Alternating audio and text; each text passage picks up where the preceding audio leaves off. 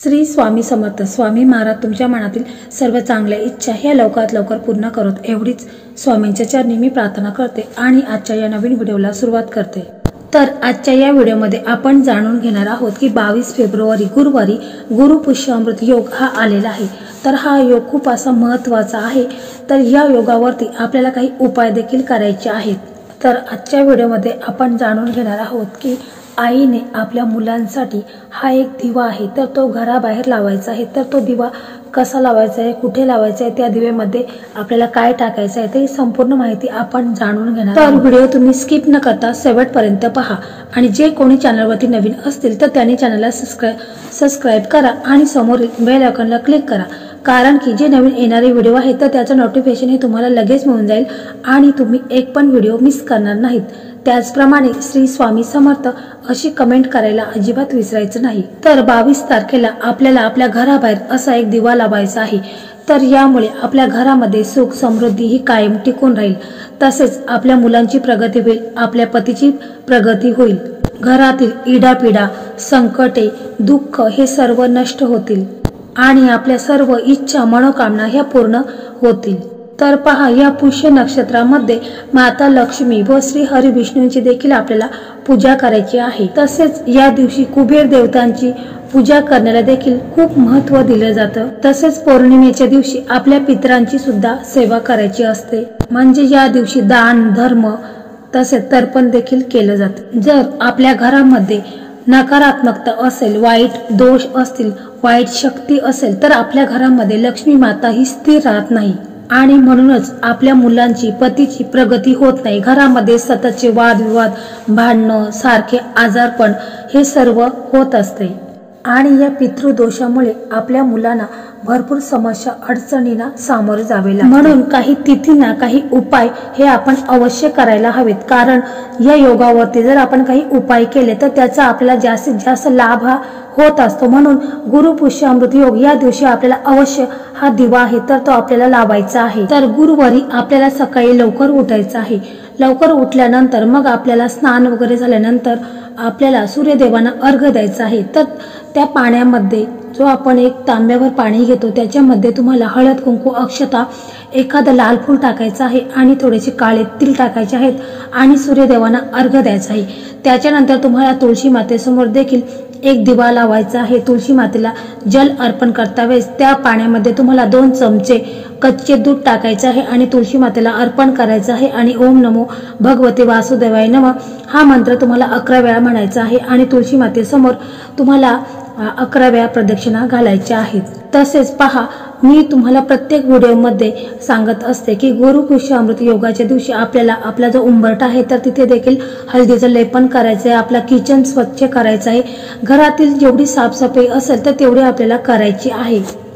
त्याच्यानंतर आपल्याला आपल्या देवघरामध्ये एक दिवा लावायचा आहे आणि श्री हरी विष्णू माता लक्ष्मी यांची देखील आपल्याला विधिवत पूजा करायची आहे. तुम्हाला श्री हरी विष्णूंना पिवळी फुले अर्पण करायची आहेत आणि माता लक्ष्मीला गुलाबाचं फूल असेल तर माता लक्ष्मीला ते तुम्हाला अर्पण करायचं आहे, कारण गुलाबाचं फूल हे माता लक्ष्मीला अतिशय प्रिय आहे. त्यामुळे माता लक्ष्मी ही आपल्यावर प्रसन्न होते.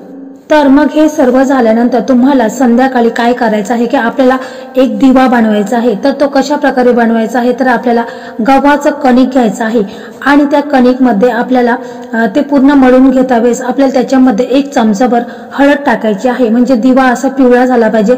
अशा प्रकारे आपल्याला तो दिवा बनवायचा आहे कणकेचा. फक्त त्याच्यामध्ये तुम्हाला मीठ टाकायचं नाही. आणि तो दिवा बनवल्यानंतर त्या दिव्यामध्ये आपल्याला थोडंसं तिळाचं तेल असेल तर ते तुम्ही टाकू शकता. जर नसेल तर मग तुमच्याकडे असेल तो तेल तुम्ही टाकू शकता. आणि त्या दिव्यामध्ये तुम्हाला एक कलावा असेल तर तो कलाव्याची वात तुम्हाला त्याच्यामध्ये टाकायची आहे. परंतु जर नसेलच तर मग तुम्ही काय करायचे आहे की जोडवात टाकायची आहे. म्हणजे 2 वाती मिळून आपण जी वात बनवतो तिला जोडवात असं म्हणतात. तर ती जोडवात तुम्ही टाकू शकता किंवा तुम्ही कलावा देखील त्या दिव्यामध्ये टाकू शकता. अशी वात आपल्याला बनवायची आहे. आणि नंतर त्या दिव्यामध्ये आपल्याला चिमूटभर हळद टाकायची आहे. आणि मग काय करायचं आहे की एक प्लेट घ्यायची आहे. त्या प्लेटमध्ये तुम्हाला थोडेसे तांदूळ घ्यायचे आहेत.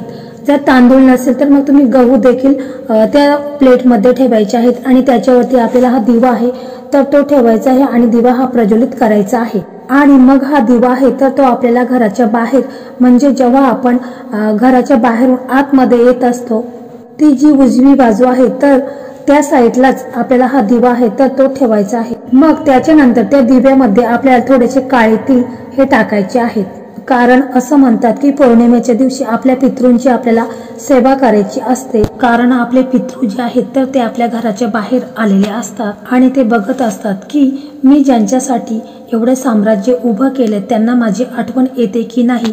ही एक पितृंची सेवा म्हणून आपल्याला त्या दिव्यांमध्ये थोडेसे काळे तीळ हे टाकायचे आहेत, जेणेकरून हे जे पितृ आहेत तर ते आपल्यावरती प्रसन्न होतील आणि आपल्याला आशीर्वाद देतील। तसेच माता लक्ष्मीला प्रसन्न करून घेण्यासाठी आपल्याला त्या दिव्यांमध्ये 2 अखंड लवंगा टाकायच्या आहेत आणि 2 वेलची टाकायची आहे।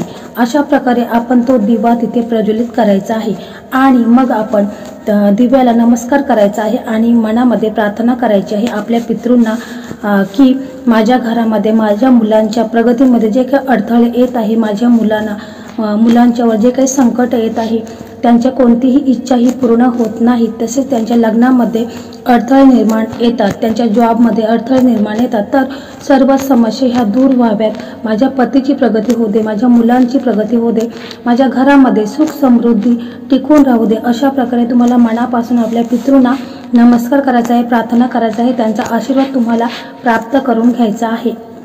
आणि मग ओम पितृदेवाय नमः हा मंत्र तुम्हाला 11 वेळा म्हणायचा आहे।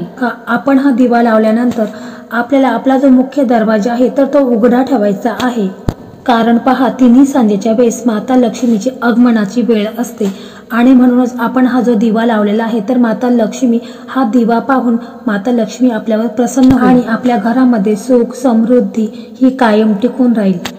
आणि याच्यानंतर बघा जो दिवा आहे तर तो तुम्हाला दुसऱ्या दिवशी काय करायचा आहे की तो दिवा घ्यायचा आहे आणि त्याच्या खाली जे तांदूळ आपण ठेवलेले आहेत तर दिव्यामध्ये ज्या 2 वेलची आणि 2 लवंगा आहेत तर त्या काढून घ्यायच्या आहेत आणि त्या तुम्हाला निर्मल्यामध्ये टाकून द्यायच्या आहेत। त्याच्यानंतर जो दिवा आहे तर तो दिवा तुम्हाला गाईला खाऊ घालायचा आहे। जर गाय नसेल तर मग तुम्हाला तो दिवा आणि जे तांदूळ आहेत तर ते तुम्हाला एखाद्या झाडाच्या तिथे नेऊन ठेवायचं आहे, जेणेकरून जे तांदूळ आहेत तर ते पक्षी वगैरे खाऊन टाकतील, त्यामुळे त्याचा देखील आपल्याला लाभ होत असतो, कारण पक्षी हे जे धान्य आहेत दिवा आहेत ते खाऊन ते देखील तृप्त होतात आणि त्यांचा देखील आपल्याला आशीर्वाद प्राप्त होत असतो। या पौर्णिमेच्या दिवशी आपल्याला तामसिक भोजन याचं देखील सेवन करायचं नाही, लसूण कांदा मांस हे देखील पदार्थ आपल्याला खायचे नाहीत, यामुळे देखील माता लक्ष्मी ही तसेच या दिवशी आपल्या घरामधील जे काही वडीलधारी माणसं आहेत मोठी माणसं आहेत तर त्यांना देखील उलटसुलट बोलायचं नाही, त्यांचा अपमान करायचा नाही, यामुळे आपल्याला चंद्रदोष हा निर्माण होतो आणि चंद्रदोषामुळे सुख आणि समृद्धी ही प्रभावित होते।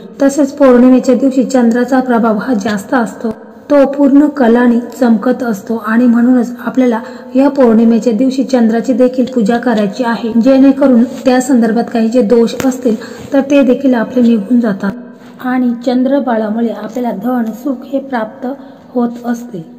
तर अशा प्रकारे आपल्याला हा जो उपाय करायचा आहे आणि ज्या काही वस्तू आहेत तर त्या आपल्याला टाळायच्या आहेत। तर खूप असा हा प्रभावी उपाय आहे, तर यामुळे तुमचे पितृ आहेत तर ते तुमच्यावर प्रसन्न होतील आणि मुलांच्या बाबतीत ज्या काही समस्या होत्या, आर्थिक अडचणी होत्या, मुलांची प्रगती होत नव्हती, घरामध्ये सतत आजारपण येत होते, तसे तुमच्या पतीची देखील प्रगती होत नव्हती, तर या सर्व समस्या ह्या दूर होतील आणि तुमच्या मुलांची ही प्रगती होईल, त्यांच्या कामामध्ये जे काही अडथळे निर्माण झालेले होते तर ते दूर होतील आणि तुमच्या मुलांची प्रगती होईल, तुमच्या पतीची प्रगती होईल, घरामध्ये सुख समृद्धी ही कायम टिकून राहील।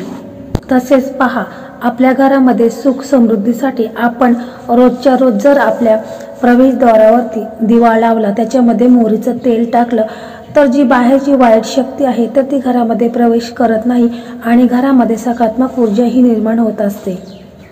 तर तुम्हाला जमेल तर तुम्ही रोजच्या रोज अशा प्रकारे देखील दिवा हा लावायचा आहे, कारण आपल्या घरासाठी आपल्या मुलांसाठी आपल्या घराच्या सुख समृद्धीसाठी असा दिवा हा अवश्य लावायचा आहे। तर मित्रांनो अशा प्रकारे आजचा हा व्हिडिओ होता, तर हा व्हिडिओ तुम्हाला कसा वाटला कमेंटमध्ये नक्की सांगा आणि जर तुम्हाला हा व्हिडिओ आवडला असेल तर व्हिडिओला लाईक करा, शेअर करा आणि जर चॅनलवरती नवीन असाल तर चॅनलला सबस्क्राईब करा। धन्यवाद। श्री स्वामी समर्थ।